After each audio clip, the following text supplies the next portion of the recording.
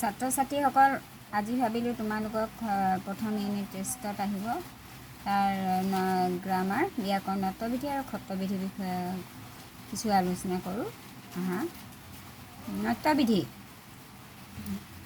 ইতিমধ্যে এইটো তোমালোকে এইবিলাক পাই আহিছে। এতিয়া চোৱা নত্যবিধি দন্ত্যান দন্ত্যতৱতৱ নত্যবিধি যি বিধি বা নিয়ম অনুসৰি দন্ত্য ন দন্ত্য দ দন্ত্য দ দন্ত্যানতান্ত তাৰ্যকাৰ দন্ত্য ন মূৰ্ধন্য হয় মদিকৰে মূৰ দন্ত্য দধাধ্য ওপৰে দন্ত্যানজন্য মূৰ্ধন্য হয় তাকে নত্যবিধি কোৱা হয়। নত্যবিধি কাকৈ যি বিধি বা নিয়ম অনুসৰি দন্ত্য ন মূৰ্ধন্য হয় তাকে নত্যবিধি বোলে। ঠিক আছে, কি হয়? যি বিধি বা নিয়ম অনুসৰি দন্ত্য ন এইটো ঊৰ্ধ্বকমাৰ ভিতৰত মূৰ্ধন্য হয় তাকে নত্যবিধি বোলে। বুজি পাইছা? নত্যবিধি কেতবোৰ নিয়ম আছে। কেতবোৰ মানে কিছুমান নিয়ম আছে। সেই নিয়ম অনুসৰি দন্ত্য ন মূৰ্ধন্যলৈ সলনি কৰা হয়। কিছুমান নিয়ম অনুসৰিহে আমি দন্ত্য ন মূৰ্ধন্যলৈ সলনি কৰিব পাৰোঁ। ঠিক আছে, এতিয়া চোৱা দন্ত্য ন মূৰ্ধন্য হোৱাৰ কেতবোৰ নিয়ম। কেতবোৰ মানে কিছুমান নিয়ম। ক নম্বৰ দিছে ৰি ৰ মূৰ্ধন্য অক্ষৰ পিছত থকা দন্ত্য ন মূৰ্ধন্য হয়। কাৰ পাছত ৰি ৰ মূৰ্ধন্য অক্ষৰ পিছত থকা এইটো ৰ নহয় দেই, মূৰ্ধন্য অক্ষৰ পিছত থকা দন্ত্য ন মূৰ্ধন্য হয়। যেনে উদাহৰণ চোৱা, যেনে ঋণ ৰি হয় নাই, ৰি পাছত মূৰ্ধন্য হৈছে, দন্ত্য ন ইয়াত লিখিব নোৱাৰা। তৃণ দন্ত্য তৰিকা ত্ৰি, ইয়াৰ ৰিকাৰ হৈছে সেইকাৰণে মূৰ্ধন্য তৃণ। ভূষণ ভত দীৰ্ঘকাৰে ভূ মূৰ্ধন্য অক্ষৰ মূৰ্ধন্য অক্ষৰ পাছত। মৰণ ম ৰ মূৰ্ধন্য মৰণ। কাৰণ ক তাকাৰে কা ৰ মূৰ্ধন্য কাৰণ। তাৰমানে কি হ'ল, এইকেইটা এই নিয়ম অনুসৰিহে এইটো আমি দন্ত্য ন মূৰ্ধন্য লিখিছোঁ। কাৰ পাছত থাকিলে ৰি ৰ মূৰ্ধন্য অক্ষৰ, তাৰমানে ৰি কাৰৰ পাছত থাকিলেও আমি দন্ত্য ন লিখিব নোৱাৰোঁ। কি ন লিখিব লাগিব? মূৰ্ধন্য। ঠিক আছে, কুৱেশ্যন আহে, প্ৰশ্ন খুব পঢ়া দেখা যায়। নত্যবিধিৰ দুটা নিয়ম লিখা, তেতিয়া তোমালোকে লিখিব লাগিব আৰু উদাহৰণটো খুব প্ৰয়োজন দেই। উদাহৰণ দিলেহে তোমালোকে মাৰ্কছ পাবলৈ সক্ষম হ'বা। বুজি পাইছানে?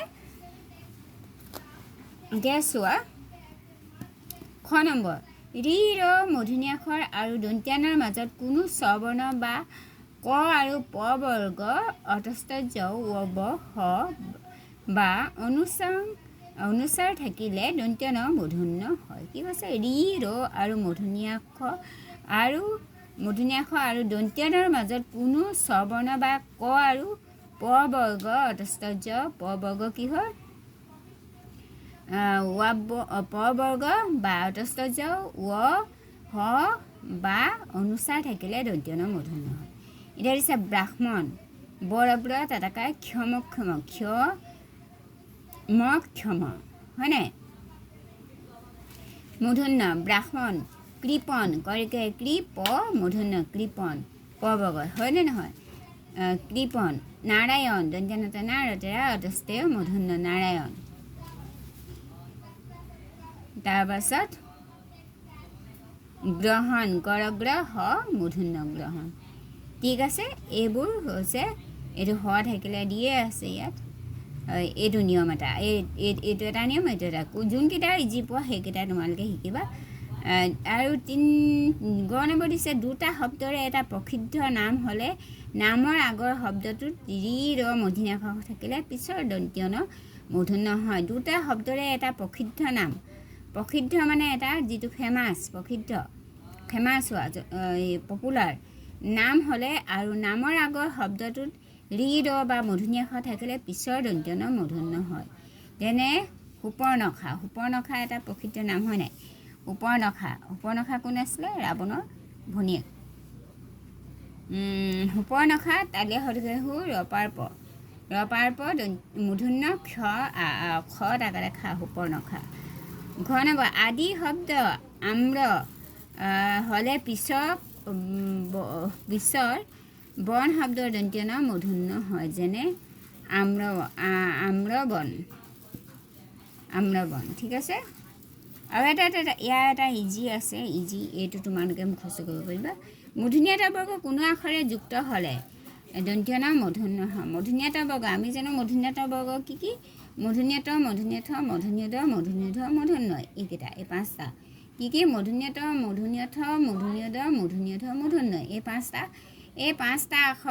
পাঁচটা আখৰ যুক্ত হ'লে কোনো আখৰৰ লগত এই পাঁচটা বৰ্ণযুক্ত কোনো আখৰৰ লগত যদি যুক্ত হয় তেতিয়া দন্ত্য ন মূৰ্ধন্য হয় এইটো এটা ইজি আৰু এইটো এটা ইজি এই দুটা তোমালোকে যোনকেইটা সহজ যোনকেইটা বুজিবলৈ সহজ সেইকেইটাই মনত ৰাখিবা বিশেষকৈ দুটাই আহে নাট্যবিধি দুটা নিয়ম লিখা যেনে কণ্টক ক মূৰ্ধন্য তান্ত ক কণ্টক ঘণ্টা ইয়াৰ মূৰ্ধন্যৰ লগত যুক্ত হৈছে ঠিক আছে ঘ মূৰ্ধন্য তান্ত তাকা ঘণ্টা ক মূৰ্ধন্য তান্ত কণ্ঠ এইবোৰ মূৰ্ধন্য বৰ্গৰ লগত যুক্ত হৈছে এতিয়া চোৱা নাট্যবিধি কাক বোলে আৰু নাট্যবিধিৰ দুটা নিয়ম এই দুটা তোমালোকে ভালদৰে চাবা ঠিক আছে যদি এইকেইটা ভালদৰে বুজি পাইছা এইকেইটা চাবলৈ চেষ্টা কৰিবা কিন্তু যোনকেইটা সহজতে তোমালোকৰ মনত থাকে সেইকেইটা বুজিবা আৰু এইকেইটা খুব দৰকাৰী কমন কুৱেশ্যন হ'ব আজিলৈ আহিছোঁ পাছৰ পাঠত তোমালোকক মই সত্ৰবিধিৰ বিষয়ে বুজাম ঠিক আছে বাই বাই থেংক ইউ